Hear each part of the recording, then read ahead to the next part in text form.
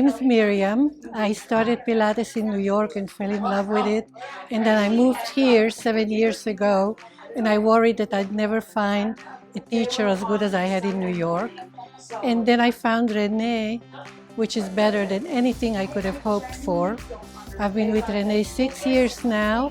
No two classes have ever been the same. It's absolutely the best.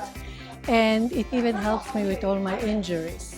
So Renee is the #1 Pilates teacher in my mind. I'm very, very happy to be here.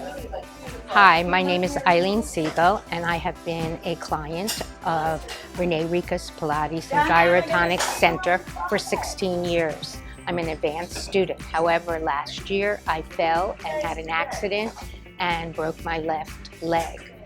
Renee, after many months of physical therapy, has now taken me to a level where I feel comfortable. She is working on private lessons with me, and she's an outstanding rehab, actually, teacher now. Not just a client who has no injuries, but someone who has injuries. She has taken me from very weak to almost, I wouldn't say advanced yet, but getting there. She's outstanding. Thank you. Hi, I'm Chelsea. I'm a Pilates teacher, and I found Renee almost a year ago. Changed my life, changed Pilates. She's the best, the Rolls Royce, the Mercedes. She's the only real Pilates class I've ever taken, so take her. You know, I feel Renee is old school. She's strict, but she is a classical teacher that hasn't diluted this very important practice, which unfortunately does get done most of the time. Hola, soy Cristina Amaral. Trabajo aquí con Renee Ricca desde hace ya 1 año y medio.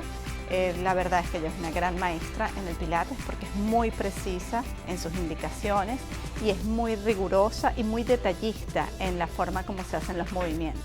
Entonces eso hace que sea una maestra muy completa.